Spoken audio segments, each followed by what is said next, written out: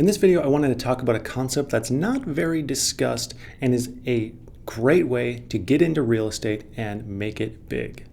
And this is through your ordinary, everyday service business. I know it doesn't sound cool, it's not sexy, but it works. And let me explain. Service businesses are some of the easiest to start businesses around, and that's why they're many people's first business. Pretty much everyone that I personally know who has any amount of wealth started with some form of small service type business, and then they either kept that and grew it or transitioned into something larger. But literally every person I know with a lot of wealth started with something like that. And the reason why people start with that is the low barrier to entry, and they're needed. People need these services. For the most part, they're not going anywhere. People need things done at their houses, and it's not going to be automated anytime soon. However, a service business can be much more than just replacing your job. On its first level, sure, you might quit your job and then replace it with a service business startup that you just started. Maybe you do landscaping or something like that. That was my first service business. And you're just replacing your income. Generally, you're working for yourself. Maybe you have an employee or two. But for the most part, you're earning your income on your own time and your own labor. On its second level, that's when you maybe have between 10 and 40 employees. You might have several crews of people out. You can earn up to several $100,000 a year with a service business that then scaled. You are doing an awesome job. Maybe you have good reviews, you have repeating customers, you have a clientele base, and you have a generally well-oiled machine. Many service businesses don't get past that second level, with very few exceptions, because most industries, service business industries, can't really support a single location that does $50, $100 million a year, because the barrier to entry is so low that there's so many competitors. Things get eaten up, market size gets eaten up because it's so easy to get in. With few exceptions, things like electrical contractors, general contractors, some plumbers have very significant businesses, but a lot of home services just don't seem to have the ability to get to that size. But there's a transition that can be made either from that level 1 where you're working for yourself, or level 2 where you have a few crews of people, of a service business. There's a transition into real estate. And this is really exciting because it doesn't take the luck and the skill of going from that level 2 to a level 3 where you're a $100 million company. It's much more simple than that. And I came across this realization.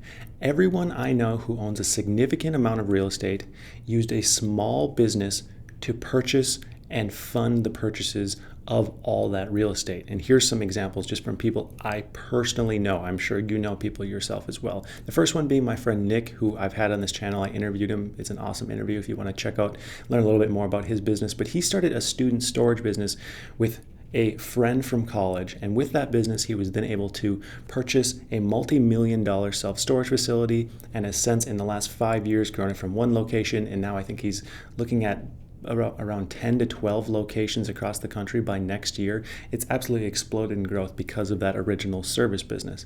The next example is my dad, who used a single person cement contracting business. He just worked for himself. It was very small.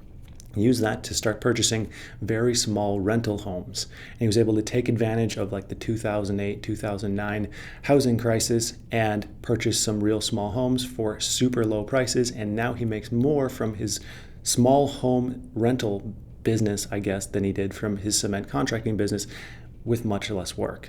The next person is a business owner that I was just in contact with a couple weeks back, who owns an insulation business, like the insulation in your walls and your ceiling of your house. And he used that business to purchase a $2 million warehouse that he uses to hold his equipment, and his office workers work from it. But he purchased that 100% just from profits from his service business. Another person, this is a really significant one, owns a very large moving company. And with that moving company, he was able to, over the last 14 years, he's purchased 5 entire warehouses in the northeast of the country. He bought this just with income from his moving company, and I'm sure the majority of the value in his business is in those massive warehouses that he owns that are appreciating every single year. Another person, a smaller example, is my girlfriend, who started a home cleaning business under my guidance less than a year ago. I think it's like 9 or 10 months ago. And she is already considering buying her first rental property just with the profits of her startup 9 or 10 months ago. Also, in my teens, I worked as a janitor for a daycare, and the owners of that daycare, they had 4 locations in a smallish area up in northern Minnesota. And with that business, they actually owned all 4 buildings. And I've talked to them about it, and that is the majority of their net worth is held within those buildings that the business operates out of. So even if the business isn't doing that well, they still have all this real estate that they can later sell as a retirement plan. And in my own personal journey, I was able to purchase a home in a great neighborhood in Arizona at 21 years old because of a combination of my pool cleaning business and my moving company business, service businesses. And then on top of this, my moving company also does storage.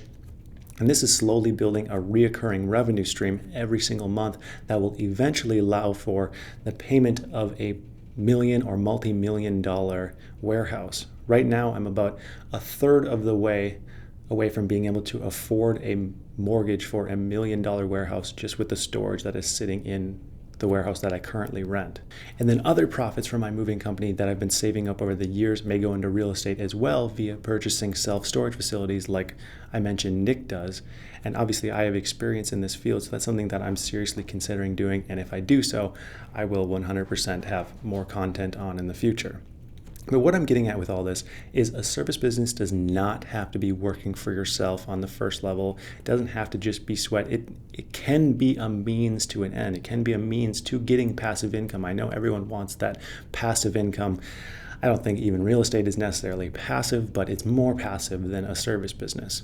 And like I said, you don't have to be making hundreds of thousands of dollars a year to get something like this going. You can start small and let the appreciation help you over time and slowly grow that into something massive.